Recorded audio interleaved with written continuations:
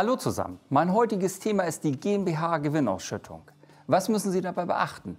In diesem Gespräch mit Tietje stelle ich Ihnen auch zwei gute Gestaltungsmöglichkeiten vor, um Ihre Steuerbelastung zu reduzieren. Mein Name ist Thomas Breit, Steuerberater aus Hamburg.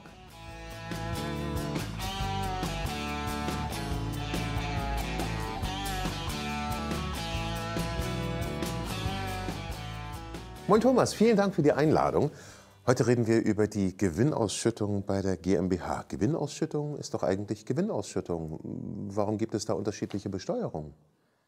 Ja, also Gewinnausschüttung ist eben nicht Gewinnausschüttung. Denken wir mal nur an eine Kapitalrücklage. Die wird zwar ausgeschüttet, löst aber keine Steuern aus. Wenn du einen Umwandlungsfall hast, hast du möglicherweise eine Ausschüttungssperre für die kommenden 7 Jahre, weil sonst deine steuerfreie Umwandlung steuerpflichtig wird. Und dann hast du auch immer noch die Situation Handelsbilanz, Steuerbilanz. An deine Ausschüttung orientiert sich zwar an der Handelsbilanz, aber deine steuerlichen Auswirkungen orientieren sich alle nach der Steuerbilanz.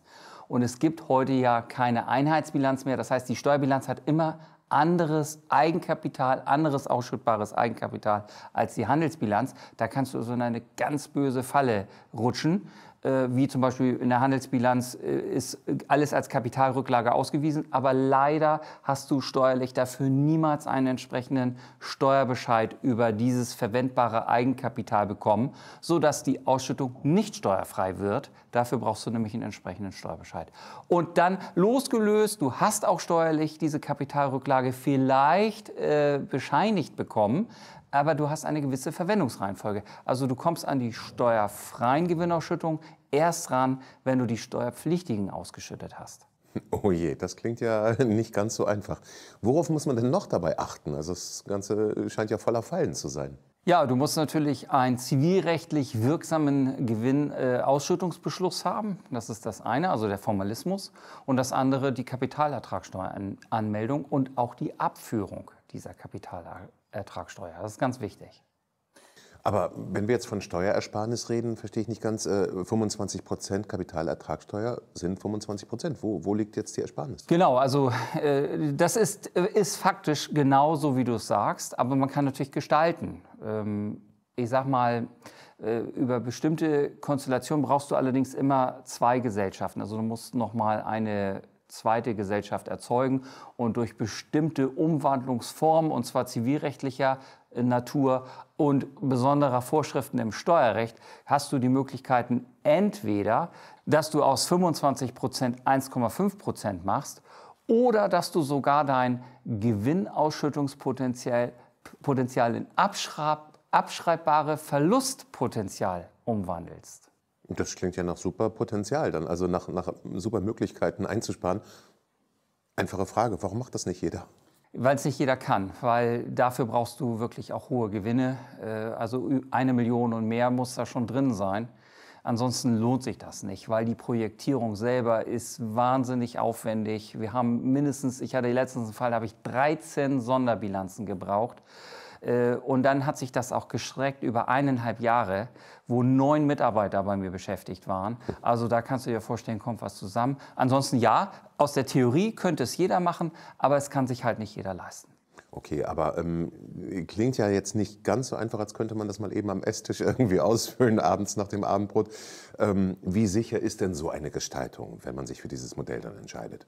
Ja, also Sicherheit ist immer so ein Thema, weil wir in unserem Recht haben wir ja nicht so wie im angelsächsischen Recht so ganz klares Case Law, wo wir sagen, wenn du das so und so machst, dann ist das und die Rechtsfolge, sondern wir haben ja das Code Law und du musst immer gucken, dass du natürlich nicht in den steuerlichen Missbrauch von Gestaltungsmöglichkeiten gerätst oder in irgendeine unerlaubte, nicht gewollte Steuergestaltung. Also wenn nachher am Ende etwas bei rauskommt, was nicht rauskommen darf. Aber das ist ja auch eine sehr weiche Masse. Ab wann kommst du in diesen Bereich? Also ich kann dir nur sagen, es gibt nie 100%. Wir sind sehr wissenschaftlich, gehen wir ran. Ich habe über 2.500 Fälle schon betreut und umgewandelt in jeder Form. Und wir machen es immer individuell. Das heißt, wir fangen immer wieder von Null an. Wir haben keine fertigen Muster, gucken immer in die aktuelle Rechtslage rein. Natürlich auch, wie die aktuelle Auffassung der Finanzverwaltung ist, wie ist gerade so bei den Gerichten, also vor allen Dingen natürlich beim Bundesfinanzhof, wie ist denn da so die Stimmung? Natürlich auch das Europarecht ist sehr wichtig, weil das ist ja immer noch das übergeordnete Recht, was wir beachten müssen. Und wenn wir daraus suchen wir immer die optimale Lösung. Das muss nicht die steueroptimale sein, aber die Lösung, wo wir sagen, das ist die rechtssicherste, ohne dass ich sagen kann, es ist 100%.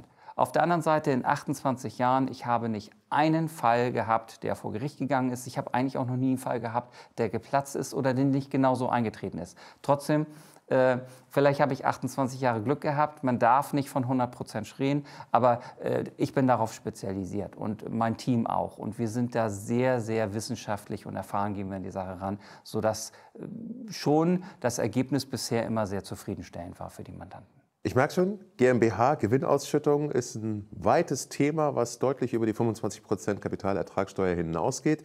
Es gibt also viele Möglichkeiten. Und was diese Möglichkeiten sind, damit wendet man sich dann am besten an dich als Experten dafür. Genau, und es geht wirklich um eine rechtssichere und nachhaltige Konzeptionierung. Es geht nicht darum, dass Sie einfach keine Gewinnausschüttung beschließen, sondern sich ein Gesellschafterdarlehen geben. Das machen hier sehr viele und denken, oh, ich habe Steuern gespart. Aber das ist nur aufgeschoben, nicht aufgehoben. Bei meinen Gestaltungen geht es um nachhaltige Steuerreduzierung. Wenn Ihnen das hier gefallen hat, würde ich mich freuen, wenn Sie meinen Kanal abonnieren. Dann sehen wir uns wieder. Thanks for watching.